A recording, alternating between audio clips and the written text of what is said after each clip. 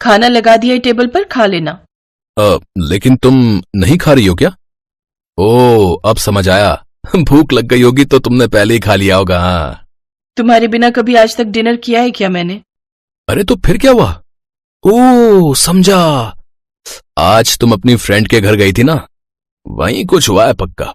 तुम तो अच्छे से जानते हो ना अंकुश, दिल्ली जैसे बड़े शहर में रहना कितना मुश्किल है। ऊपर से यहाँ की लेविश लाइफस्टाइल। पता है मेरी सभी फ्रेंड्स के पास कितनी महंगी महंगी गाड़ियां और फ्लैट्स हैं। नहीं, मेरा मतलब है मैं खुद को उनसे कंपेयर नहीं कर रही, लेकिन अगर हमारे पास ऐसी कोई प्रॉपर्टी है जिसे बेचकर हम अपने शौक पूरे कर सके तो हमें करना चाहिए ना। हाँ हाँ, बिल्कुल करना चाहिए।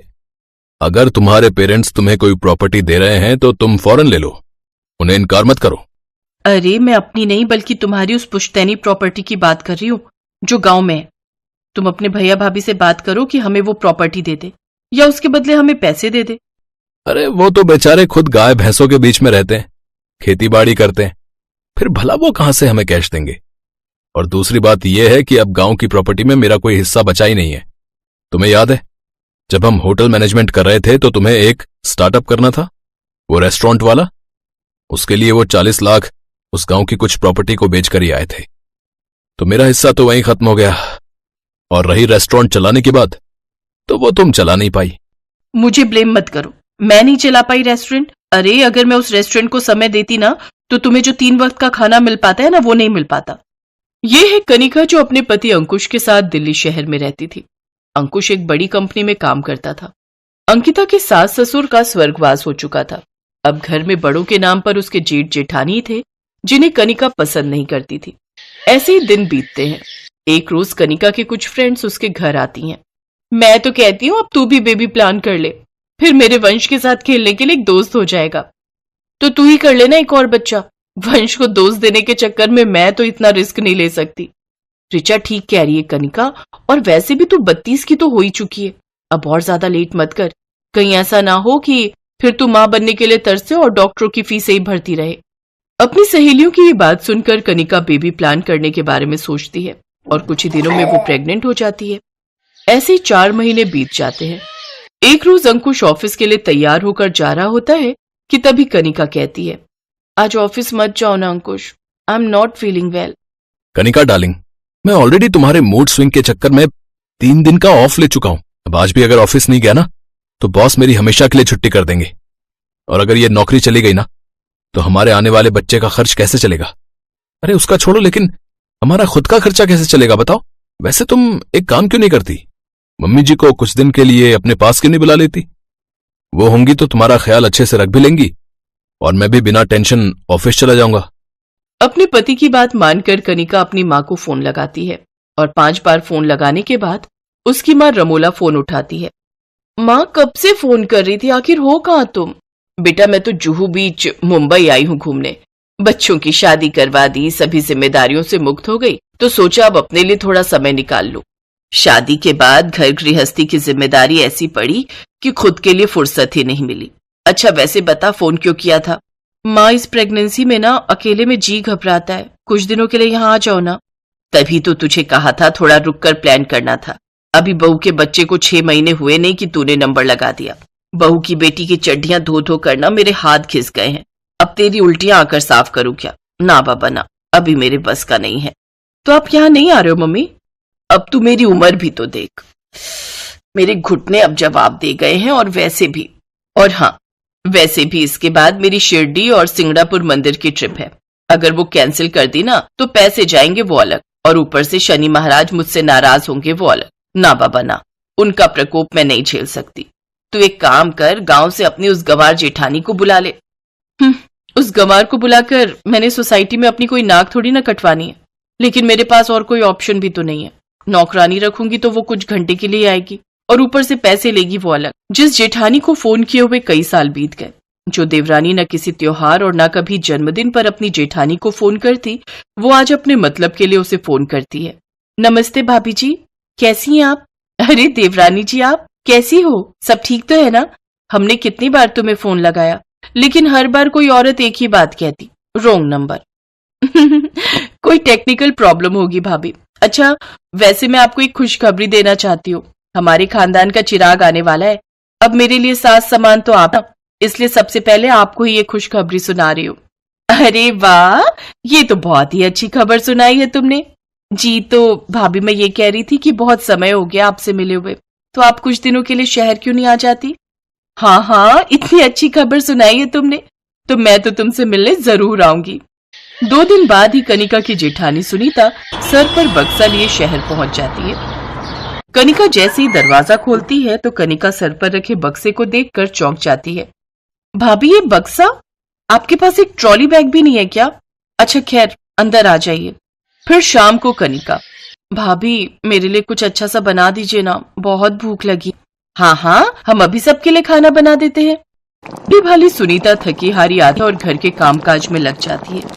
कनिका ने उसके आने से पहले ही काम वाली बाई की भी छुट्टी कर दी थी। सुनीता खाने में 2 तरह की सब्जियां और साथ में मीठा बना लेती है। फिर कनिका नाटक करते हुए कहती है, भाभी अब आप आराम कर लीजिए, मैं बर्तन धो देती हूँ।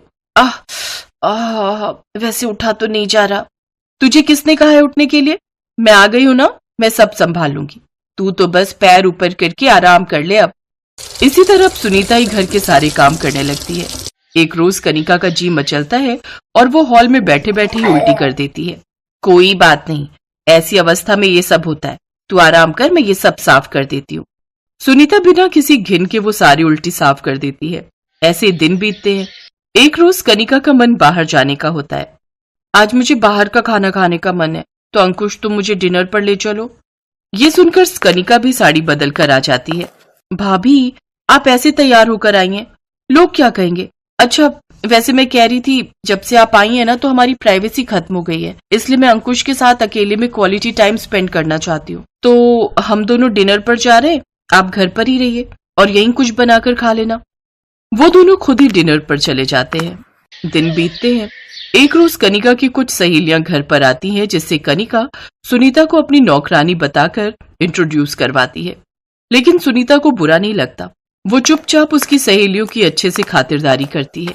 अब कनिका का 9वां महीना शुरू हो गया और अब गांव से उसका जेठ उमेश भी आ जाता है, जिसे देख कनिका मुंह बनाकर चली जाती है। दिन में अंकुश का फोन कनिका के पास आता है। मेरे कुछ क्लाइंट्स मेरे साथ आ रहे हैं डिनर पर, तो कुछ अच्छा सा बनाकर तैयार कर लेना।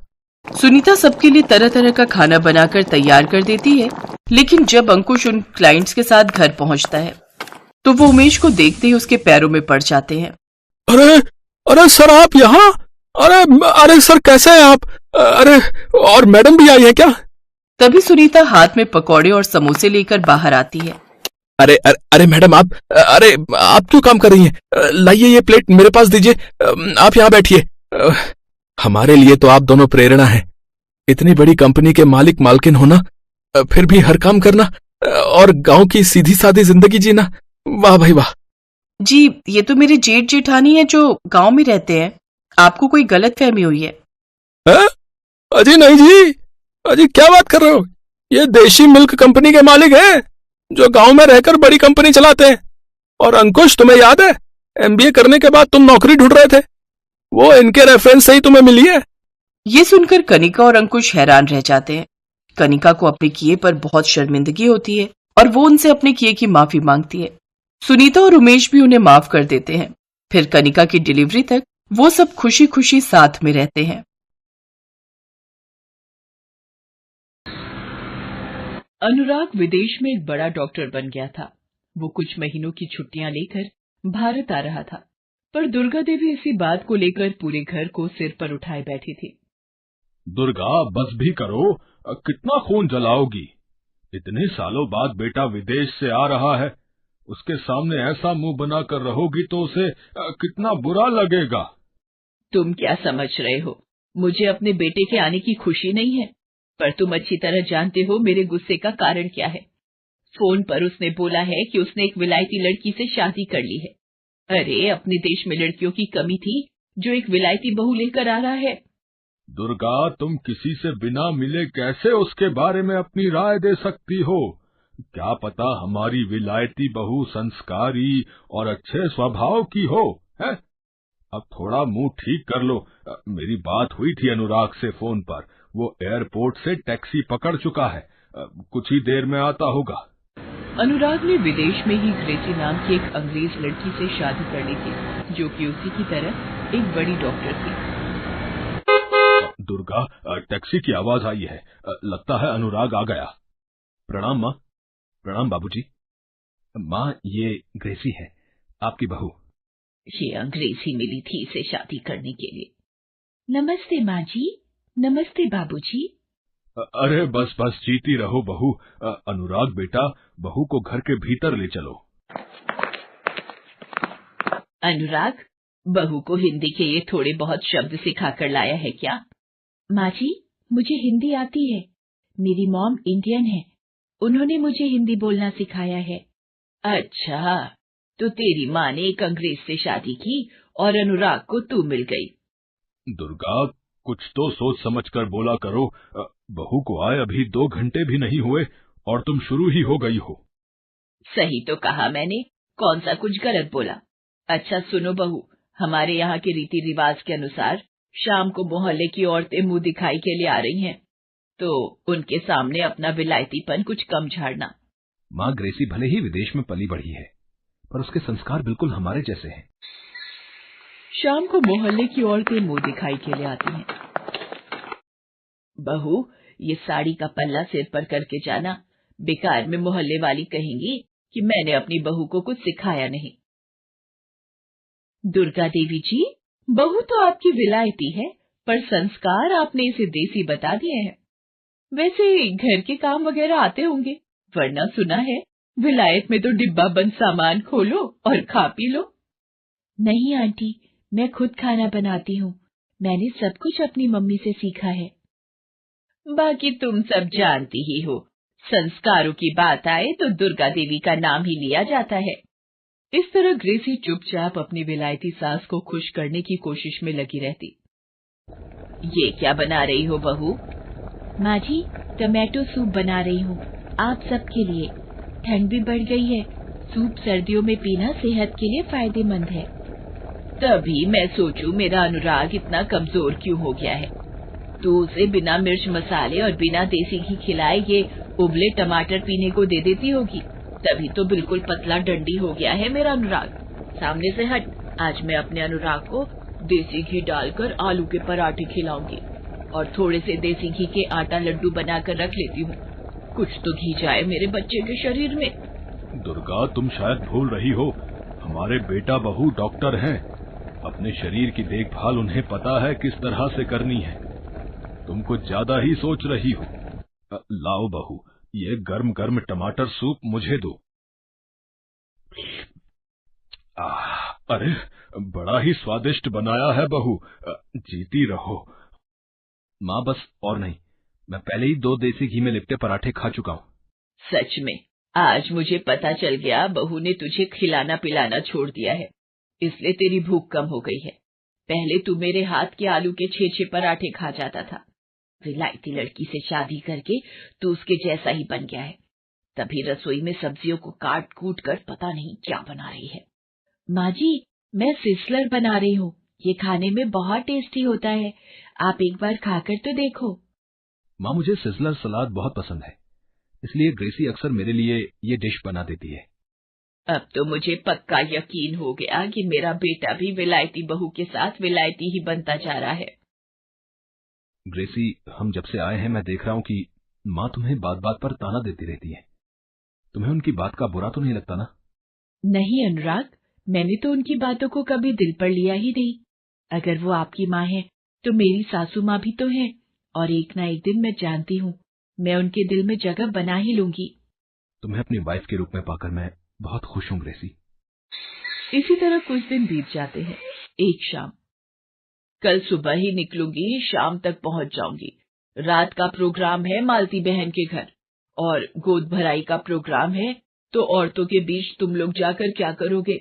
मैं ग्रेसी बहू को लेकर चली जाऊंगी, परिवार से मिलेगी, कुछ हमारे रीति रिवाज भी सीखेगी। माँ, तुमने ग्रेसी को ये क्या बना दिया है?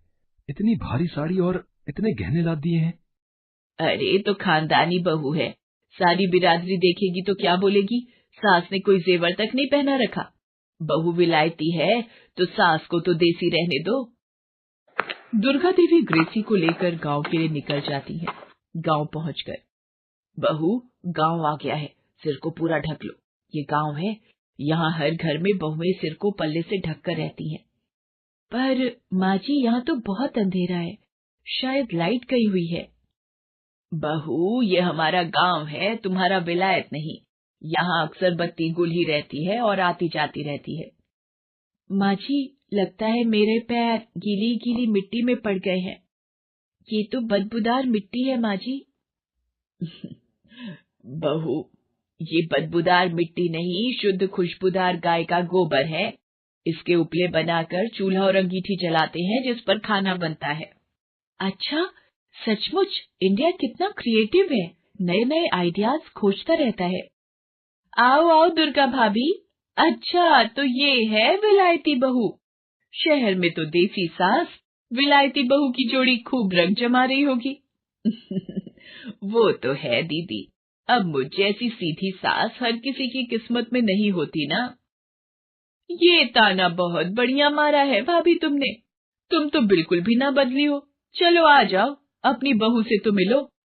आओ ग्रेसी बहू, तुम भी आओ। पूनम देखो, दुर्गा भाभी और उनकी विलायती बहू तुम्हारी गोद भराई की रस्म के लिए आई हैं। ग्रेसी, तुम बहुत सुंदर हो, तुम्हारे सुनहरे बाल तो बहुत खूबसूरत है। तुम भी बहुत प्यारी हो पूनम। कौन सा मंथ मतलब महीना चल रहा है पूनम? ये लो, इसकी डॉक्टरी शुरू हो गई। ग्रेसी, मेरा 7वां महीना चल रहा है, 2 महीने और अभी बाकी है। इस तरह सब लोग बातें करने लगते हैं और पूनम की गोद भराई की रस्में शुरू हो जाती हैं। ग्रेसी को ये सब देखकर बहुत अच्छा लग रहा था। तभी अचानक, माँ जी, मेरे पेट में दर्द हो रहा है, वो भी रुक रुक कर। अरे, मेहमानों की भीड़ भाड़ में हो जाता है। अभी तुम चुप करके बैठी रहो बहू, अभी और रस्में बाकी हैं। क्या हुआ मालती दीदी, पूनम कुछ बोल रही है? कुछ नहीं भाभी, मेहमानों के बीच थोड़ी थकावट हो गई है, शायद इसीलिए पेट में दर्द बता रही है। पूनम, कैसा दर्द हो रहा है तुम्हें, मुझे थोड़ा सा बताओ। पता नहीं ग्रेसी, मीठा मीठा दर्द हो रहा है, कभी उठता है कभी रुक जाता है। ये लक्षण तो लेबर पेन के हैं। पूनम, मुझे लगता है तुम्हें लेबर पेन स्टार्ट हो गए हैं, यानी कि बच्चा होने का दर्द। अरे, अभी तो 2 महीने बाकी हैं, अभी कैसे बच्चा हो जाएगा? तुम भी कमाल करती हो ग्रेसी बहू। बुआ जी, जरूरी नहीं कि बच्चा पूरे 9 महीने बाद ही हो, कई बच्चे 7वें महीने में भी हो जाते हैं, जिन्हें हम प्री मैच्योर बेबी कहते हैं। माँ जी, मेरा दर्द बढ़ते ही जा रहा है, बर्दाश्त के बाहर हो रहा है, कुछ कीजिए माँ जी, बहुत भयंकर दर्द उठ रहा है। अब क्या होगा? रामकली दाई तो अपने बेटे के घर शहर गई हुई है, अब क्या होगा? तो दीदी, दूसरी दाई को बुला लो। भाभी, ये छोटा सा गांव है, यहाँ पर एक ही दाई है, डॉक्टर भी शहर में रहते हैं जो सुबह आकर शाम को अपने घर चले जाते हैं। अब क्या होगा, कुछ समझ नहीं आ रहा। आप घबराइए मत बुआ जी, सब ठीक हो जाएगा। मैं पूनम को कमरे में लेकर जाना चाहती हूँ। मैं करूंगी पूनम की डिलीवरी, जिसमें मुझे आपकी मदद चाहिए। पर तुम कैसे करोगी? मुझे तो बड़ी घबराहट हो रही है। मालती दीदी, तुम भूल गई हो, ग्रेसी विलायत में बच्चों की एक बड़ी डॉक्टर है, मुझे अपनी बहू पर पूरा विश्वास है। ग्रेसी, मेरी सहायता करो, मेरे से दर्द और बर्दाश्त नहीं हो रहा। चिंता मत करो पूनम, मैं तुम्हें कुछ नहीं होने दूंगी। आप सब बाहर रहिए, मैं पूनम के साथ कमरे में हूँ। और कुछ देर बाद ग्रेसी एक छोटे से बच्चे को हाथ में लेकर मालती के पास आती है। बधाई हो बुआ जी, पूनम ने एक प्यारे से बेटे को जन्म दिया है। पूनम और बच्चा दोनों ठीक है। ग्रेसी बहू, आज तुम्हारी वजह से मेरी बहू और पोता दोनों सकुशल है। जीती रहो बहू, हमेशा खुश रहो। मुझे अपनी विलायती बहू पर गर्व है। वो अंग्रेजी में क्या कहते हैं? I am proud of you.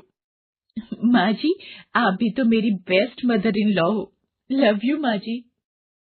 और ग्रेसी का अच्छा व्यवहार उस दिन सबका दिल जीत लेता है। कहते हैं ना, व्यक्ति अपने चरित्र से महान बनता है।